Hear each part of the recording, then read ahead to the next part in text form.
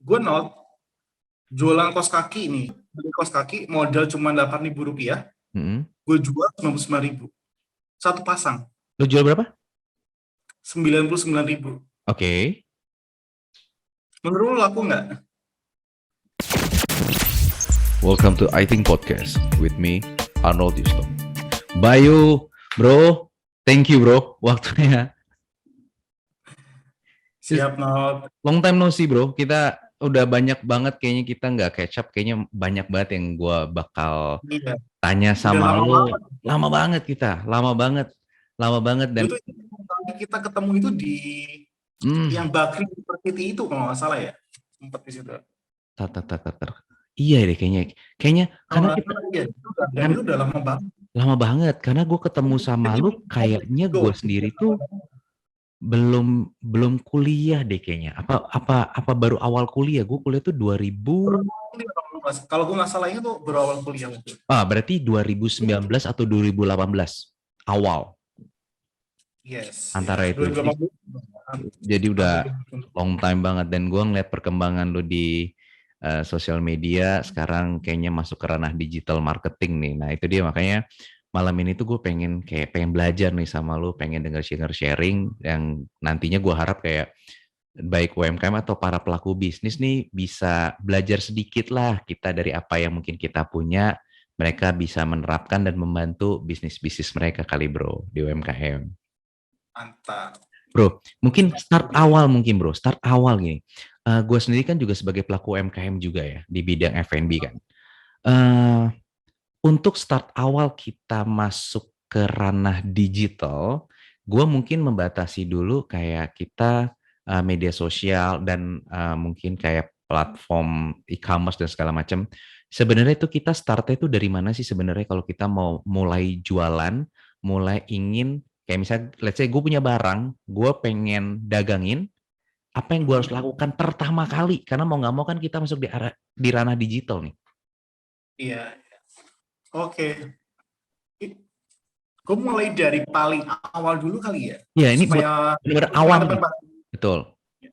pada nggak bingung juga ya. Oke, Ya. jadi gue mulai dari definisi digital marketing dulu. Dan apa bedanya sih sama marketing konvensional? Hmm. Sebenarnya sih sama aja. Jadi kalau kita ngomongin marketing dan sales itu kan ada prosesnya ya. Jadi kayak misalnya, gue pakai analogi, lu cari jodoh nih atau cari pacar. Hmm.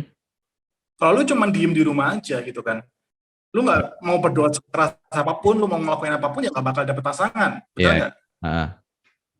Dan first thing first yang perlu lu lakukan itu adalah apa? Lu dandanin diri lu sendiri gitu kan, secakep-cakepnya, kalau cowok seganteng-gantengnya, kalau cewek Hmm. secantik-cantiknya.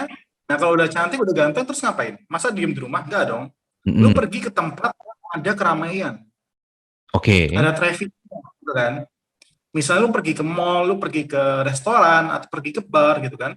Hmm. Sehingga kemungkinan lu dinotis sama lawan jenis itu lebih tinggi. Oke, maksudnya jadi kayak probabilitasnya lah ya. Jadi kita masih ketemu orang nih daripada di Probabilitas rumah. tinggi. Oke. Ya, ya, ya. Ya kan? Nah, begitu udah dinotis, hal yang pertama lu lakuin sebenarnya apa? Pasti PDKT. Tapi sebelum PDKT, ada satu hal yang perlu lu lakukan, yaitu minta nomornya dia. Ya kontak ya. Jadi supaya kita juga tahu bagaimana nanti kita komunikasinya ya.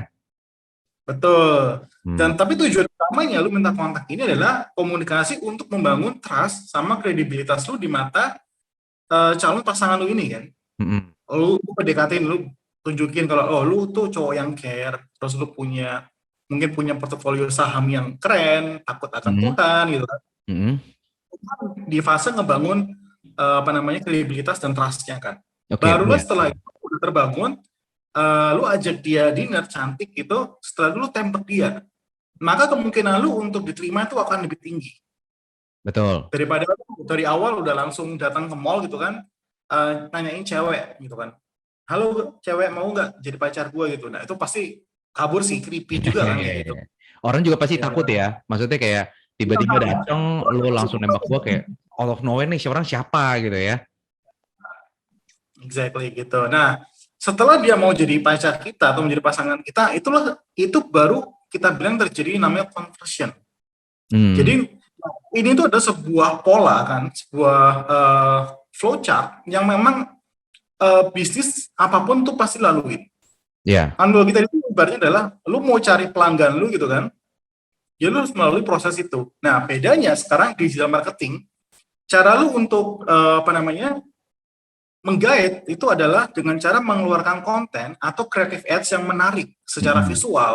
Itu sama aja mungkin kalau cari pacar sekarang bisa kayak lewat kayak dating apps gitu jadi bro ya. Kalau zaman dulu kita harus ketemu langsung, sekarang ada dating apps jadi gitu ya bro ya. Yes, ya, gitu. Sama Dan sama kalau aja kegiatan tapi mungkin prosesnya ada yang mungkin dipersingkat kali kalau digital ya. betul, ya. Oh iya iya iya. Karena itu di ranah digital gitu kan, tempat yang ramai, yang banyak traffic itu di mana? Ya di social media kan, atau Ya, di marketplace gitu kan, ya orang-orang yang sudah pada datang ke sana gitu kan. Nah jadi nextnya adalah lu menampilkan konten, mm, menampilkan video kreatif atau kreatif production untuk lu punya produk itu, lu taruh di tempat yang ramai tersebut, taruh di Instagram, taruh di Facebook, taruh di marketplace gitu kan, mm, supaya ada orang yang notice gitu. Tapi mereka nggak mungkin langsung beli kan, ya, ya kan. Nah pasti, nah makanya kalau kita lihat, kalau misalnya paling simple, lu kalau mau belanja misalnya ke websitenya Adidas gitu, lu mm, pertama kali masuk ke website Adidas dimintanya apa? Pasti ada pop up muncul gitu kan, ya ya ya. masukin nama. Ya kayak bikin akun gitu, daftar, ada login email gitu.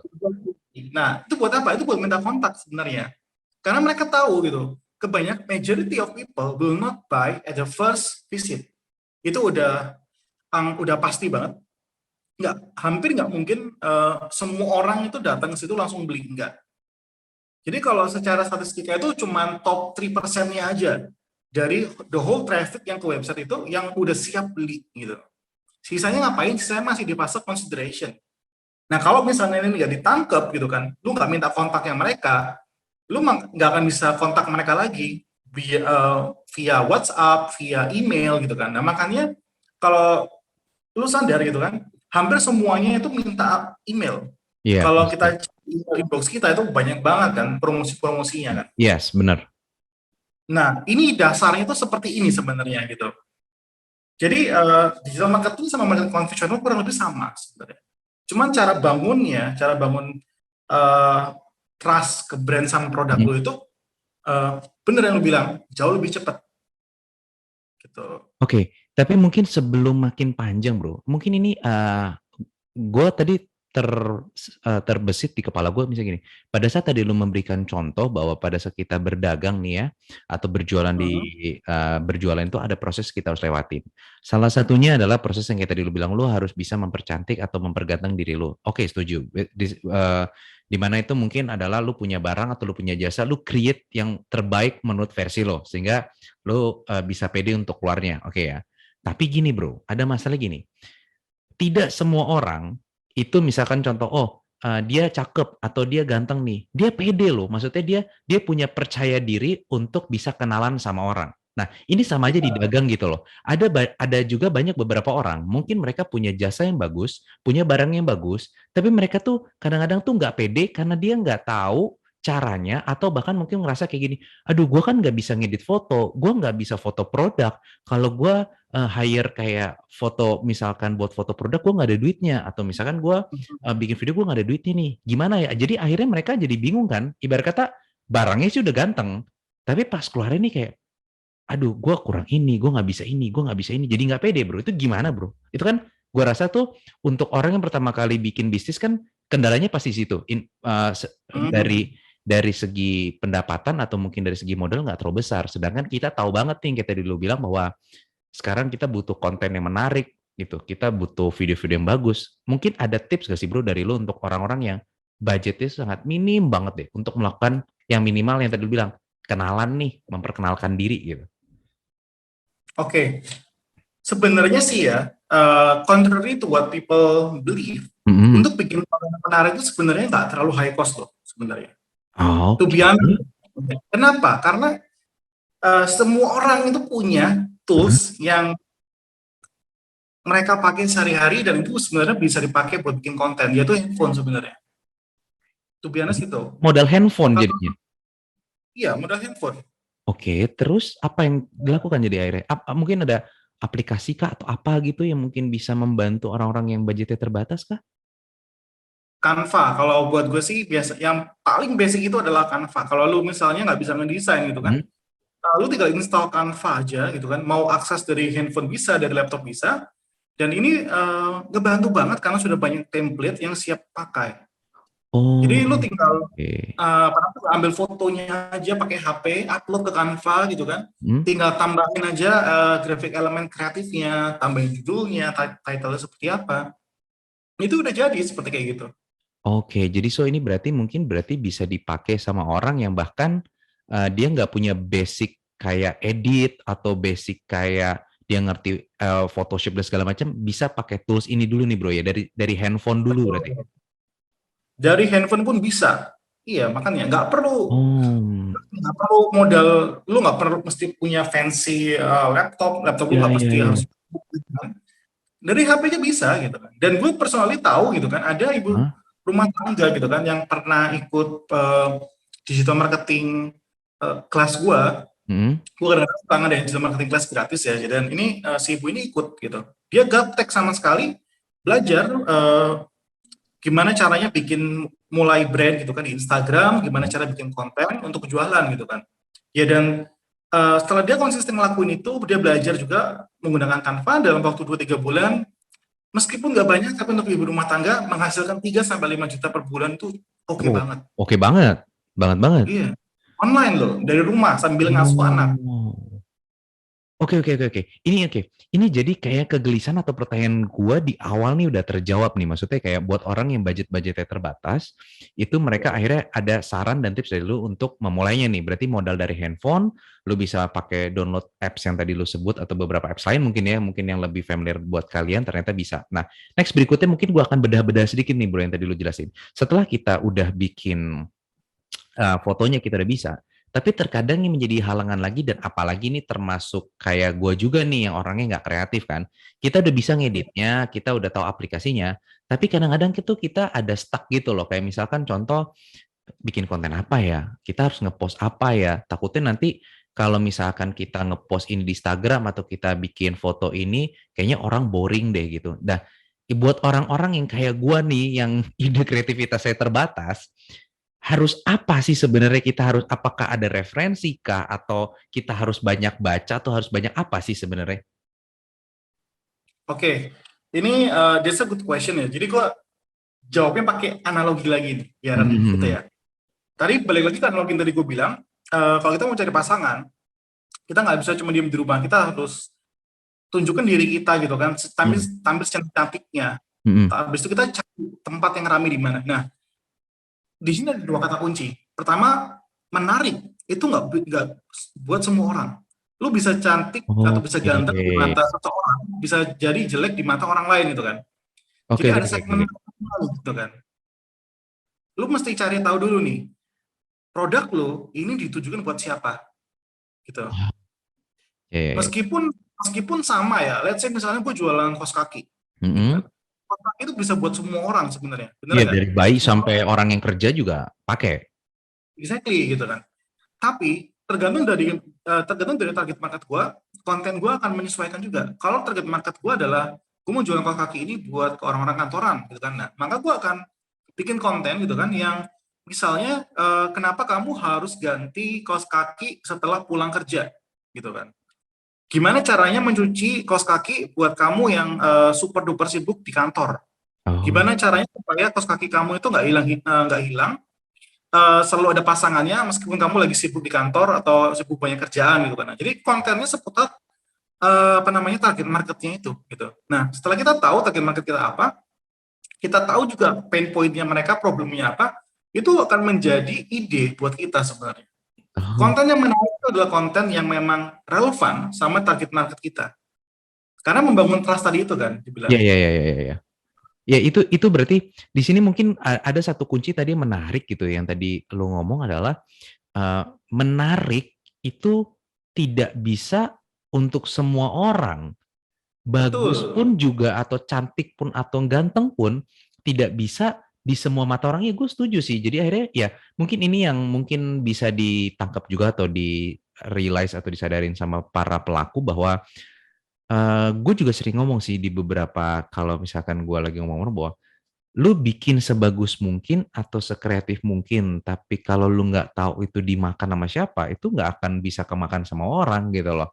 Dan Betul ini, sekali. jadi gue setuju banget nih sama lo. Mungkin gue sering banget juga ngobrol sama orang atau memberikan advice ke beberapa company pada saat gue jadi konsultan. Gue selalu bilang bahwa pada saat lu dagang, lu harus tahu dulu segmennya kemana, targetnya apa, dan positioning apa. Walaupun mungkin Betul. terlihat sangat sederhana ya, walaupun gue mengakui banget yang namanya segmentasi, targeting, positioning, dan differentiation itu adalah pelajaran standar manajemen di S1. Tapi yang gue balik lagi, eh, rata-rata mostly yang gue alamin saat ini sama klien-klien gue adalah mereka gagal atau mereka itu jadi ngaco bukan karena kurang kreatif, bukan karena kurang dana, tapi karena mereka pijakan awalnya nggak bagus nih di segmentasi, targeting, positioning. Karena kan kadang-kadang kan, Betul. setuju nggak sih bro, kalau apalagi kalau di ranah yang namanya digital saat ini kan kreativitas itu kan, waduh, diputar otak banget ya. Semakin banyak ketemu orang, kreativitas semakin maju kan. Tapi kadang-kadang tuh Ya, kreativitasnya melampaui atau menjauhi dari yang sebenarnya kita inginkan gitu. Jadi akhirnya mungkin cost-nya jadi bengkak atau mungkin jadi useless yang ya bagus tapi nggak ada dampak gitu kan. Nah ini betul. Ya, mungkin betul, betul, betul banget itu.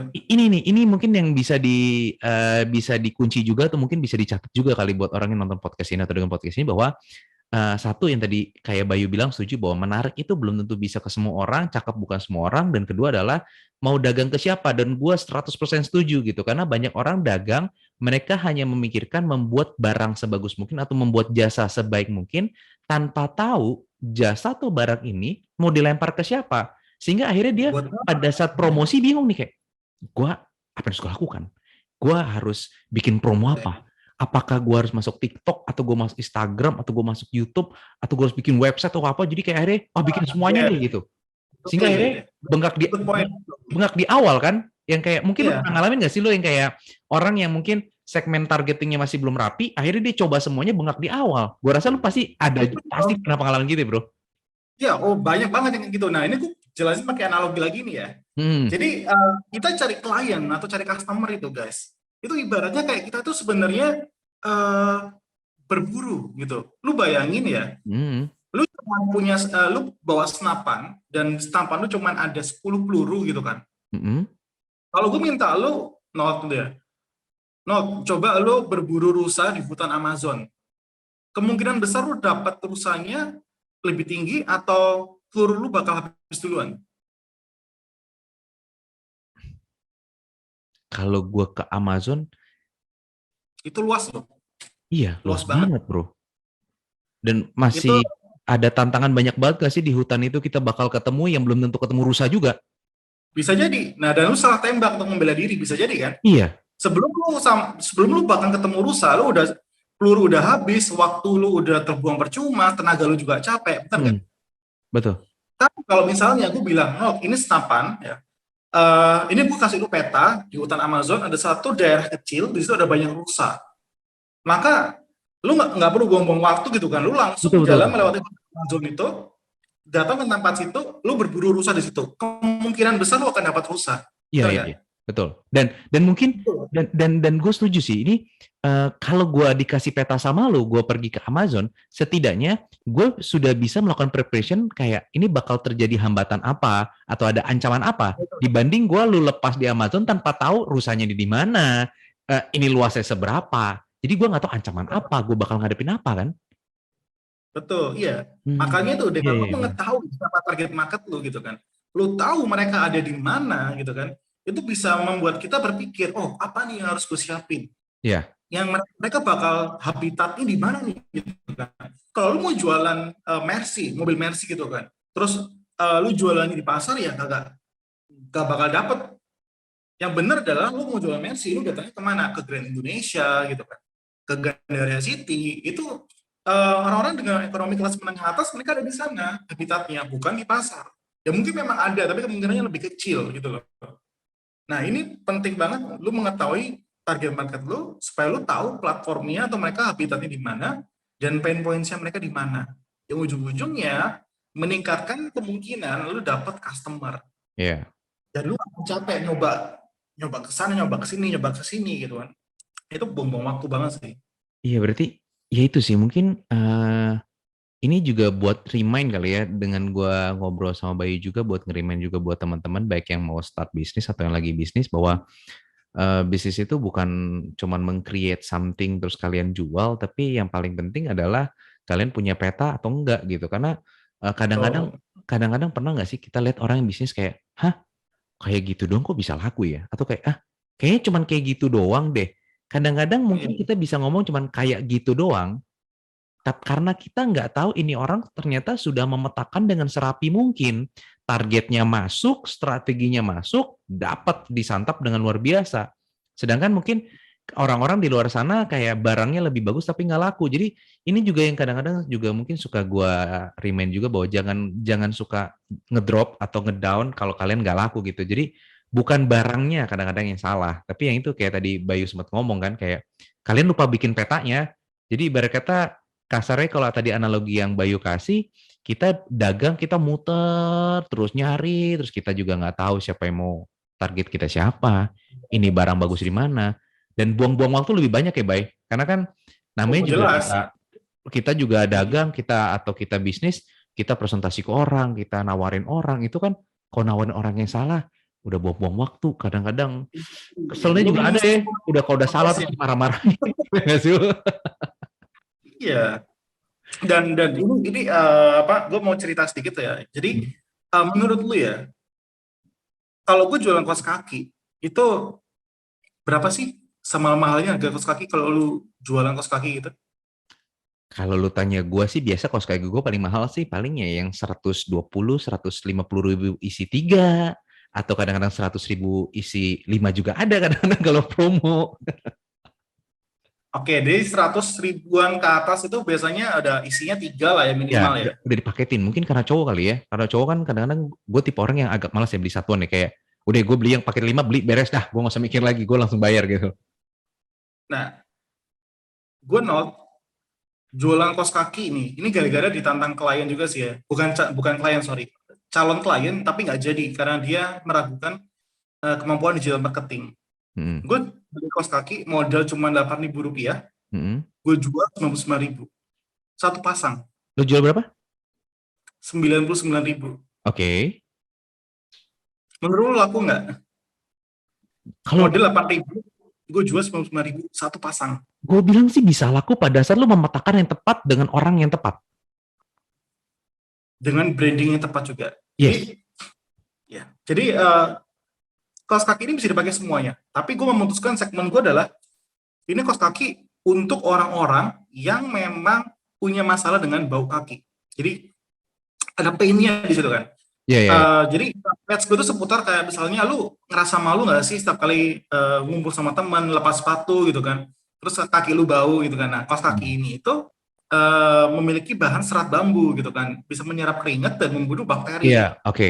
Gue tahu tuh Dan bahan itu. posisi itu gitu kan, Ah. itu nggak dibahas sebenarnya. Itu cuma kaos kaki bambu biasa, cuma gue cari nih apa sih manfaatnya serat bambu gitu kan, gue explore dari situ. Kenapa? Karena gue udah nentuin target market gue adalah ini orang-orang yang bau kaki gitu kan. Mm-mm. Nah, dari situ value-nya naik di mata orang yang tepat. Betul. Sehingga, sehingga gue jual 99.000 itu ludes habis. Dalam 3 bulan, omset gue itu udah nyampe 100 juta. Di Oke. bulan keempat, itu hit hampir 300 juta. Oke. Wow, bagus dong. Cuma jualan kaos kaki aja. Nice. Gila, bagus banget. Dengan marketing, lu mengetahui customer yang tepat, terus lu kemas juga itu kan secara konten Hmm. yang relevan dengan target market lo itu. It's very possible to do that. Asal ya itu dari awal udah Ya, bener. Banyak betul, betul, orang kan betul. apa yang lu bilang meremehkan mungkin ya. Kalau mungkin nggak Iya. penting lah. Ini produk saya bisa buat semua orang. Enggak, itu bullshit, sorry to Mungkin say. mungkin ini sekalian sini mungkin pas banget gue juga lagi ngobrol sama lu sih karena dari kemarin tuh gue ada keresahan juga adalah gue mikir gini loh. eh dengan era digital saat ini, dengan ada media sosial saat ini, rata-rata orang tuh hanya berpikir bahwa yang penting barang atau jasa gue viral, itu doang. Ya, Dengan bener sih. dengan exposure sebesar mungkin. Sedangkan tanpa mereka tahu bahwa mereka itu mau dapat konsumennya macam apa gitu loh. Pada saat mereka mau cuman modal viral doang atau cuman modal exposure besar tanpa tahu target siapa yang mau disikat, kalau bahasa gue disikat, menurut gue lu akan pertama buang-buang cost pasti tinggi. Kenapa? Exposure semakin besar pasti cost semakin besar. Gue yakin 1000% kayak gitu. Tapi Pasti seperti itu. apakah Apalagi kalau ya tapi apakah brand lu itu mampu untuk bisa nampung semuanya nih? Takut-takutnya kalau misalkan kita ngomong analogi kayak lo gini, takutnya tuh jangan-jangan lu nih kapasitasnya masih baru gelas minuman. Masyarakat lu tuh exposure-nya segalon. Kalau dituangin semua kan banyak yang tumpah. Nah, makanya ya kalau gue tuh lebih suka, menurut gue adalah, lu sadar kapasitas lu kalau gelas, lebih baik tuangnya per gelas. Apa maksudnya yang kayak tadi bilang bahwa, ya udah nggak apa-apa, exposure nggak gede-gede banget. Kenapa? Emang gue masih belum mampu, kagak apa-apa segelas. Sehingga profitnya jadi kayak, berasa. Daripada banyak yang tumpah luber, karena setuju nggak sih, gue baik? setuju. Karena gini, kalau misalkan itu luber, kadang-kadang itu sering banget dimanfaatin sama kompetitor. Jadi mereka nggak pakai ads, mereka tinggal pakai yang sudah dibuat karena itu jadi over demand kan? Bisa jadi iya. Dan masalahnya adalah sekali lagi, kalau buat gue sih conversion matters ya. Jadi nggak peduli lu mau reach-nya seberapa banyak. Hmm. Tapi kalau nggak ada yang beli ya percuma juga sih. Iya, bener, setuju. Bener banget, bener Tapi banget. itu ada 10 orang datang, 5-nya beli daripada 1.000 orang tahu nggak ada yang beli. Percuma itu. Gila, sumpah, serius. Gue 100% gue setuju banget sama lu. Karena menurut gue, basic dari orang dagang, ya adalah untuk mencari keuntungan. Untung buat apa? Betul. Ya untuk bisnis, untuk hidup, untuk makan. Ya kan? Iya, Tapi iya mungkin betul. ada beberapa yang akhirnya ke disruption bahwa keadaan sekarang yang menjadi hancur. Beberapa orang akhirnya berpikir udah nggak apa-apa, bakarnya duitnya dulu, yang penting viral dulu deh, nggak cuan kagak apa-apa gitu kan.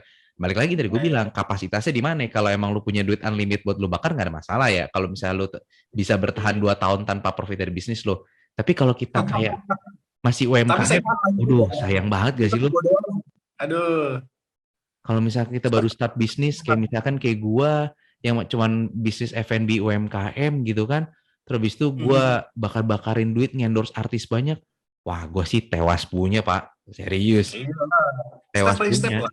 Walaupun Ya emang benar. mungkin ada kebanggaan nggak sih, Bay? Mungkin ini juga, ini mungkin lu bisa sharing sedikit adalah yang, ini buat orang juga nahan ego ya.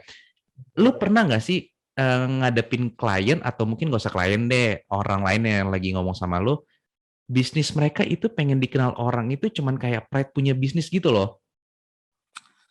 Gue punya temen kayak gitu. Ada. Iya kan? Maksudnya jadi kayak, nah yang kayak gini tuh jangan dicontoh gitu loh. Maksudnya yang buat yang nonton video kita lagi ngobrol ini, bukan itu salah ya, Bay. Karena kan setiap orang kalau kita juga ngeliat bahwa dari teori motivasi kan emang ada orang yang membutuh pengakuan. Tapi Iya. kalau kita belum sampai tahap di motivasi pengakuan diri, kalau kita contoh strategi dagangnya dia, nyonyor sih kita kayaknya. Nggak kuat Betul. kayaknya. Ya. Karena pada dasarnya ya, bahkan semua orang itu pasti punya peluru yang terbatas, guys. Iya, Iya kan? benar. Lu gunakanlah sebijak-bijaknya peluru lu dan resource-nya gitu That's the loh. point. Itu yang tadi lu bilang, analogi itu yang tadi. Kalau kita ke hutan itu ya kita mungkin ada orang kapasitasnya bisa bawa 10 peluru, ya karena emang budgetnya punya cuma 10, tapi ada juga yang Betul. bisa dapat 100. Nah, tapi kadang-kadang karena kita tergiur, strateginya pakai yang 100, kapasitas senjata kita cuma 10 masalahnya. Ya memang ya ibaratnya ya lu cuma punya 2 peluru tapi lu mentargetkan 10 rusa ya nggak bisa gitu. Benar-benar. Lu malah stres kenapa ya gue kok gagal gitu kan ya, Padahal, ya padahal, memang karena padahal lu gini loh, Bay. Lu sini kan juga, lu kan main di ranah digital ya. ya Sebenarnya bisa nggak? Ini kan dari pendapatku dulu. Sebenarnya bisa kan? Maksudnya kayak kalau kita punya 10 peluru, terus abis itu yang ada 100 dia punya strategi dan dapat hasil misalkan ada 10 rusa, kita pun juga sebenarnya bisa dapat hasil 10 rusa juga, cuman dengan strategi yang beda kan. Misalkan contoh, oke, dia dapat 10 jelas rusa karena punya 100 peluru, sehari dapat.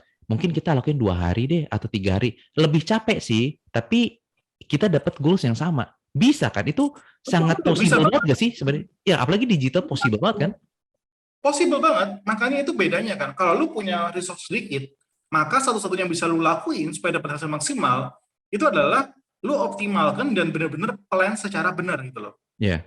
Tapi kalau lu punya 100 peluru ya lu mau menembak membabi buta juga nggak masalah. Pasti ada yang Betul. kena satu gitu. Jadi ya bijak-bijaklah menggunakan dana Anda karena Anda bukan crazy rich gitu.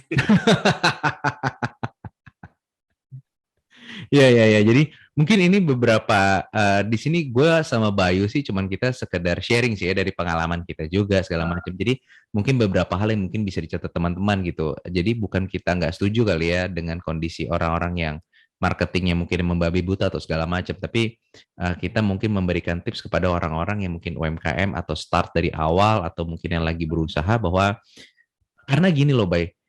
Kenapa gue juga bahas tentang yang orang yang punya 100 peluru atau kita 10 peluru. Terkadang kita kalau punya bisnis, terus abis itu kita ngeliat sosial media, kita baunya pengen buru-buru gitu kan. Ada banyak orang yang pengen buru-buru kayak, ih, gila Itu benar. brand itu udah naik cepet banget. Perasaan kayak baru setahun kok udah meledak ya. Wah, yang brand itu 6 bulan baru launching, udah sold out loh segala macam. Sedangkan mungkin yang kalian nggak lihat adalah kita bongkar-bongkar sedikit lah ya, strategi marketing mereka bisa sold out ya mungkin karena produksinya 5 terus bikin strategi sold out. Nah, sedangkan kalian pikir wah ini sold out banyak banget kan. Iya, Kemakan itu strategi mereka akhirnya yang kalian bisa hidup malah mati gitu loh. Karena betul. gue sering banget tuh ngeliatin kayak gitu tuh. Kompetitor-kompetitor yang sebenarnya pengen matiin orang terus abis itu ngeliat bahwa karakter pembisnisnya itu ego, tinggal dikasih makan egonya loh. Wah itu tapi Iya, memang mengerikan itu itu. memang betul. Strategi psikologi itu benar banget.